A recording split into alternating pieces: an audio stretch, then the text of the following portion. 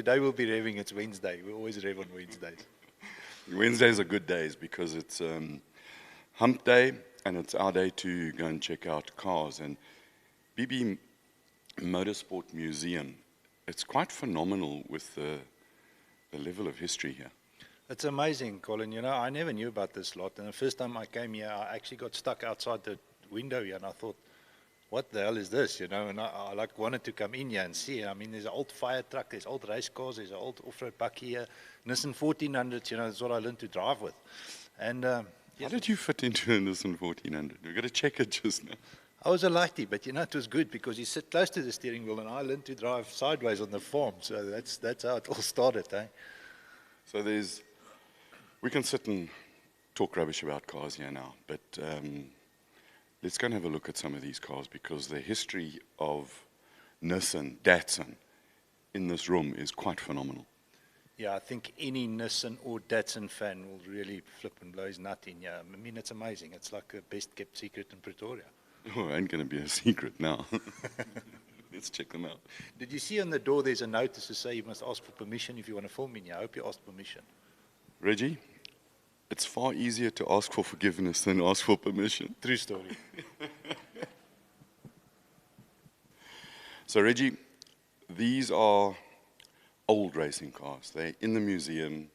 They still can work. What's the story with these cars here? These are two current cars. This is a road car, interesting story. So this is the one we used to run Armageddon's motors in and that.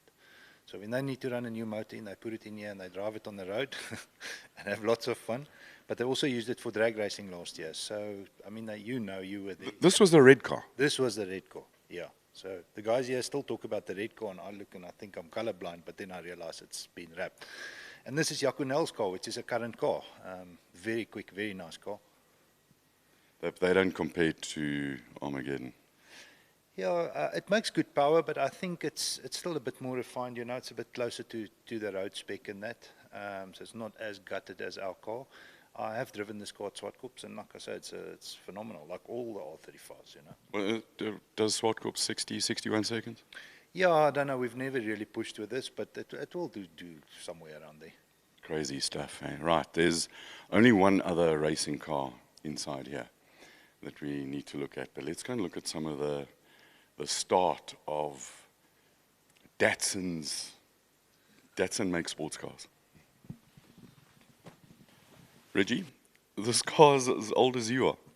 I just realized this car's 50 years old, and I actually think it looks better than I do.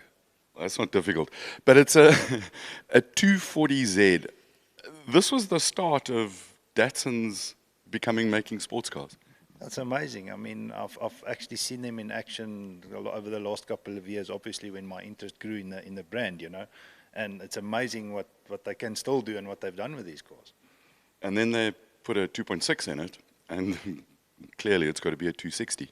It's a 260, and it's a bit younger than me, this one, which also shows. So this one's got an excuse to look better. But yeah, they're all, yeah. And it's the start of the flark on the back of the car, because you can't have a fast car without a flark. Flark makes you go faster, 100%. Can you smell the old oil? There's something about old cars. They've got a lovely nostalgic smell. Yeah, they all smell the same, eh? If you climb inside them, I know exactly what you mean. But you can, I think these ones also, they've been driven hard. Maybe that's why they smell special. And then we go from here to four-wheel drives. Let's check them out. So Reggie, this is the start, a road car, really of the racing heritage of Nissan Skylines and GTRs. R32 with 2.6 cylinders of turbocharged power, four-wheel drive, electronic steering at the back. It's quite phenomenal. I think this car put it on the map. I think this is where the Skyline name came from, you know. And so many people still call the modern cars Skylines, which is actually wrong. But Skyline, but this one got the nickname in Australia, Godzilla. Yeah, I mean, Godzilla was a very famous car, and everyone still asks us, is that a Godzilla, you know? So yeah, everyone knows about Godzilla. This is Godzilla because Bathurst, the first year they opened, the Australians in their wisdom opened it up, and they thought that they were still going to win with the Australian cars. And then this thing came and drilled it. Colin, I'm quite impressed with your knowledge. You're not as dumb as everyone says. I try, but actually I got a lesson and I managed to remember that a little bit. I'm impressed. Did you do the same thing at school? You wrote notes on your hand. School, what was that? Yeah, you had to. So, I mean, my memory maybe is a little bit, I just remember the Calsonic car at Bathurst drilling the Sierra 500s. It's just, wow. You know, I'm old, but that was a little bit before my time. Yeah, I know. But this is the start. And then it grew, as they say. Then we go, yeah. So it's Wacky Wednesday. And on Wacky Wednesdays, this is Voortrekker Road in the background. Special things happen here at night, also at Sunday nights. This was the beginning of Pretoria drag racing. Yeah, I think it's the center of the universe, eh? No, center of the universe. It started here, then it went to Miami. This is the road to the center of the 100%. universe. Go through the tunnel, and then you go to the center of the universe. Oh, lovely stuff. Okay, so this is version 2, R33 of Skyline GTR to go racing. Apparently, I'm told, they wanted to go to America, so they made it a little bit rounder, trying to make it look like a Corvette, what, and put electronics in it. So it's got electronic four-wheel steering. You haven't got four-wheel steering on your racing car? No, I don't. Sometimes when we leave the back toe links loose, then it's got four-wheel steering, but that's not on purpose. And also when you ask for too much torques and it comes in when you don't expect it. Yeah. So this is last of Skyline, but still, straight six. Man, the emotions are high. Yeah, again, I think there's so much history with these cars, you know. Only when I now start looking at it back, obviously taking an interest, it's amazing, Colin, what they've done and the following they have worldwide, even these models, it's amazing. We're not trying to give a history of Nissan here. We're just two fanboys who, in a very special place, checking out lacquer cars. But if there's someone that goes to the effort to have cars like this, all polished and clean and batteries charged, ready to go, you know, it means there's something special about them. Arnold has got built a place, and we're going to go and see some more now. It's unreal. Yeah, Arnold's special, eh? Love how the numbering system of these things work, 32, 33, 34, 35. So it's quite easy to remember, as long as you know that where you started was 32. And they parked in the right order. It's one thing I've never been able to work out. So this is a 32, 33. Therefore, this must be 34. This is a 34. So this is the predecessor of what we're racing now. Yeah, and it's got a little bit more, apparently. The 33 was to look for American styling. This is more European styling. Love the wheel arches at the back, proper size wheels, brakes, the beginning of carbon fiber creeping into it. It's got a lot of nice stuff on it. I'm actually not sure which is factory and which is aftermarket, but it's a nice car. It's form over function, you know. It looks amazing. What I dig is the little bits of aerodynamics, like just in front of the front wheels, get the air out of the coolers in the front, start building, getting the air out from under the front so that you can keep some aerodynamic loads a little bit proper, and the wing at the back, two element wing, lovely. Yeah, it's amazing. I mean, the air starts here, and that's the business end, you know. These things making power. I mean, I think what's 276 horsepower, something you need some traction, you know, and at speed, that wing's going to do the job. So now you've got, in your race car, about 5 times as much horsepower? I'm not that good at maths, but something like that. 5 2s are 10, I'm told. But also now you're asking Nando's how they make their sauce, so I can't tell you. Ooh. But you've got the hot sauce in your car. Now we've got the hot sauce, and then maybe for Sunday, later in the afternoon, we'll go to the extra hot, you know, the black sticker, the extra hot sauce. That's when you wind it all up, because the more boost you put into these things, the more stress you've got, eh? Yeah, so you don't want to overstress the car earlier, but you also don't want to go there with an unknown quantity, you know, and scare yourself or scare the car, or scare the drivetrain, you know, with all the sudden power. And I mean, the old driving characteristics, the way it lays the power down, everything changes. So it's a bit of a hit and miss game, but I think we got it. Sunday will tell. Sunday will tell. Right, let's go and have a look at the super special edition, and then we're going to test your pronunciation skills. Oh, I can't wait for that. So, Reggie, this is I'm told, there's a whole big story to it, but there's, I think, the only one in the country, or one of two in the country, a T-spec car. It's 120 kilograms lighter than the standard one, full of carbon fiber and stuff. Don't you love this color? This color is amazing. The lights don't actually do it justice. And I mean, already the R35 is something else, but this car just blows my mind. The seat's covered in plastic, so because it's kind of brand new. And the level of there's the detail on that wing at the back in terms of quality of manufacture of the carbon. It's a work of art. Yeah, to see something like that come from a factory is really special. Now, talking about factory, we haven't shown engines and stuff. Does it stay up on its own? It will stay up if I put the stay in place. Okay, so you found something. Each motor is built by an individual. So, Reggie, just tell us who built this motor. You're putting me under pressure here, but that is Tsunemi Oyama. Oyama's son did a great job on this, I'm sure. From what I understand, there's only a handful of guys that hand-build these engines. And I mean, to have your name on the engine is something really special. But also a bit of pressure, because you know you've got to do it right. But the level of pride that people must have when that's my motor. I mean, those are such proud people, you know. But like you said, if it puts a leg out of bed, I don't think this is not going to sleep so well. Right, now let's go to the beginning of your driving career.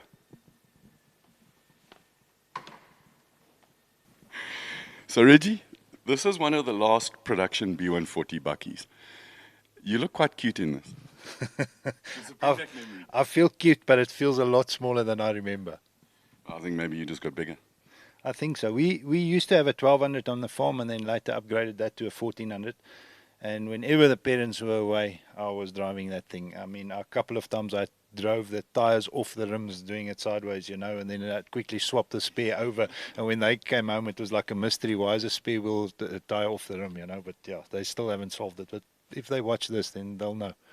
Is this where you learned a little bit of that car control of yours, because the back was light and it's even with 1200 cc's it can step out and you can oversteer lacquer? I think so. It was very loose gravel on the farm. There was a lot of trees and it was very narrow roads. It was actually more like just service roads, not real roads, you know. And I honestly think I could drive a car sideways before I could park a car. So that's the only way we knew how to drive it, you know.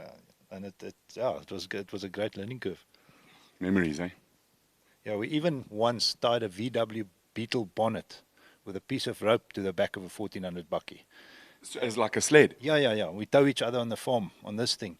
And but it got so hot that we burnt blisters on our knees. So then we put a piece of foam mattress on it and then we sat on it. And it was amazing. But if you start swinging the guys too wide, sometimes it goes around a tree, you know. But then you have a big accident. But it was a lot of fun. It looked like an aeroplane crash. Naughty kids, eh? Yeah, that's how we grew up, eh? Always nice in a collection of cars. There's a reason why each car is here and there's a story behind it. This Bluebird, I mean, it's almost older than I am. But the sticker on the back, Boere Benodigdhede. Yeah, Boere Benodigdhede, that's where BB comes from, you know, the BB group. And it's amazing because it's a name I've known. My family has bought cars from Boere Benodigdhede in Petersburg. And to see this and see that sticker, and I mean, that sticker is probably as old as you. And it looks better than you, Colin.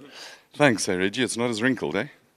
Yeah, but that, like you say, that makes this car special. I mean, 55 horsepower and 3-speed. What does it do with all these special cars? But that sticker really makes it special. And its original paintwork and the TAL number plate. Man, special stuff. Yeah, you can't make this up.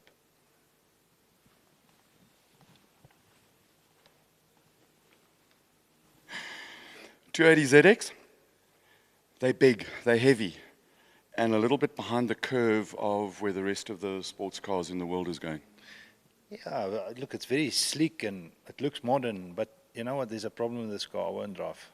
Why? The color, it's green.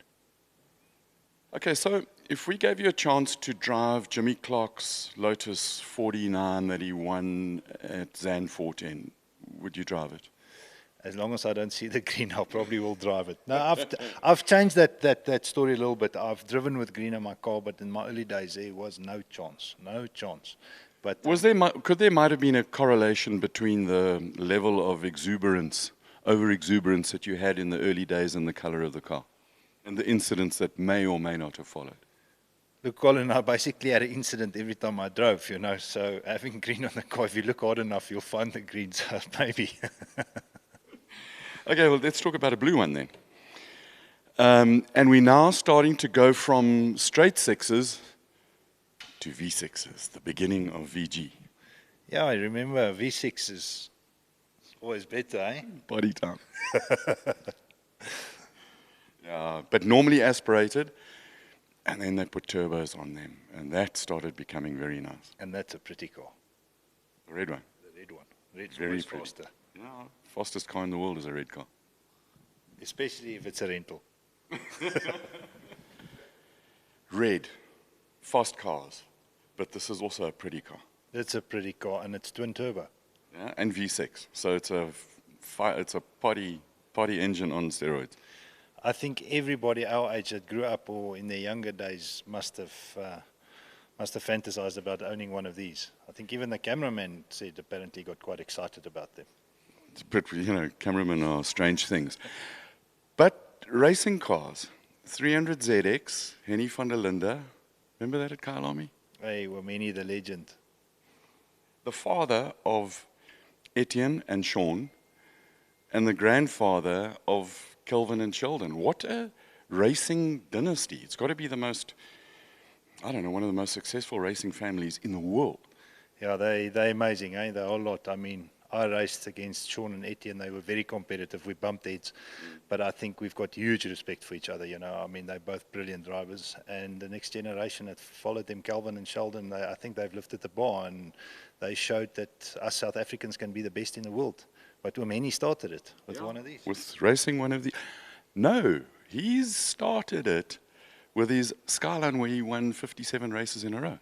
Yeah, I thought it was more than that, but yeah, still. In a row. Yes, no, it was amazing. It was amazing. Wameni, like I said, Wameni the legend, you can't beat that.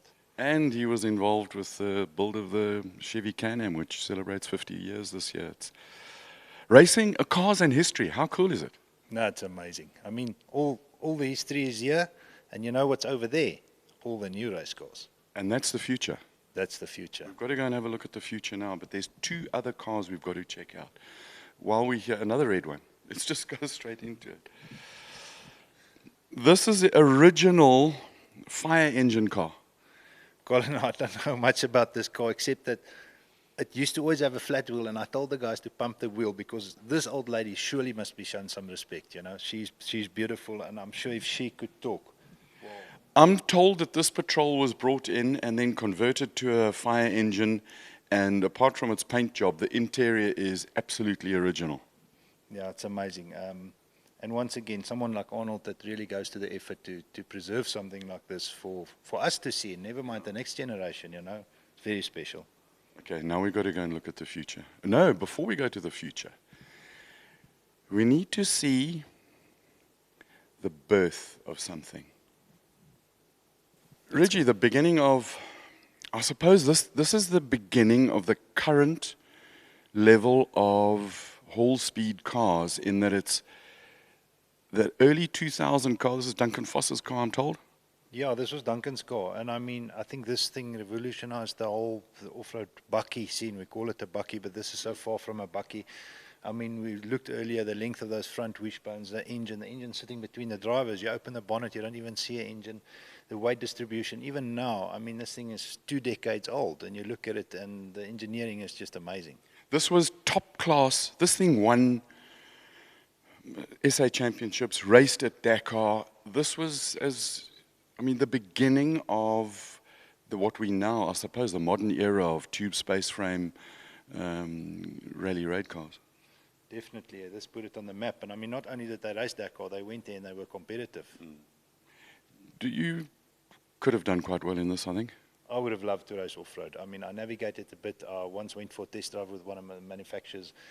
And yeah, I think I would have loved it. Still today, if I had a chance at off-road, I'd go for it. You know, I think it's, you know, I enjoy the powerboat racing, offshore boats in that, or the rubber ducks. And I think it's a similar thing. You know, it's a very fine balance between going hard and looking after your equipment and preserving that, but still being quick enough to get to the checkered flag first. So all the manufacturers need to do is just give you a call. They can give me a call, yeah. You're available for test drives anytime. Yeah, I'm available for test drives. My phone's on right through the night. If I don't answer it the first time, I'll answer it the second time, guaranteed. How cool would it be to see you in one of these things? I'd love that. I would honestly give my left nut for one. Okay, let's just see if you fit into it. Even if it takes tire levers and KY jelly, I'll get in. Fits like a sock on a chicken's lip. Perfect. That is, and check the smile. That's no acting. Unreal. Let's go and look at the future of racing. Let's go. Just leave me in here for 5 minutes. Okay. There's 3 reasons you go racing: trophies, chicks, and glory. There's a lot of trophies here. There's a lot of trophies here. And what do you take away from racing are the memories, you know? It's your good results you have, your happy times you have with your friends, the laughs, the late nights, and sometimes also your bad results and the bad luck stuff. Like right at the bottom of, I don't know if you saw that, there's a delaminated prop shaft. That was from our Swartkops race when we were right in front and the prop shaft came apart. Sometimes you need to keep those things to remember not to make the same mistakes twice. Always celebrate the victory and learn from not victories. 100%. If you don't learn from it, what's the point? Then might as well stay home. Let's go and check out the fast car shop. Let's go. Race shop. We're expecting to see racing cars here, but this is where the racing cars make all their horsepower. These are the stables, Colin. This is where the horses get made. But there's no cars here. The cars are at the track, and they're ready to go and gallop, you know. But like I said, any good race shop needs a dyno, and we don't only have one; we've got 2. It's quite incredible. So in the shop, let's just take a quick little walk along. You've got preparing. They do conversions here and sort out customer cars, especially GTRs and all the rest of it, and Toyotas. Anything. If it's got a flywheel and a steering wheel, they can bring it and they'll make it faster. You know, it's amazing. It's a working workshop, so it's not just a racing shop. I mean, at the end of the day, something needs to pay for the racing, you know, and it's a normal workshop. So the guys do incredible work. I mean, you'll find anything here. Even you'll find oval track cars, Jeeps. You'll find anything here. You know, if the will is there, the way is there. You know. I quite like the story with the Mazda RX-7. Getting the BMW gearbox on a modified flywheel with the engine management system that BB bring in. It's a lovely way of everything coming together. It's a perfect mixed grill, you know. They find the best out of everything and make it work. Now, there's lots of cars here, and this is the interesting part. There's an aeroplane. There's an aeroplane. It's here for an exhaust system, you know. So, like I said, they'll work on everything. Okay, that doesn't have a steering wheel, but it's got a flywheel. It's got a stick. And this is the beginning of GTR race motor. Nice and compact, eh? That's what they look like. Very compact. It's crazy to think that there's so many ponies that come out of that. 1,600 horsepower. Yeah, maybe not so much on this one, you know. It's always a trade-off between drivability and that peak power. But it makes enough.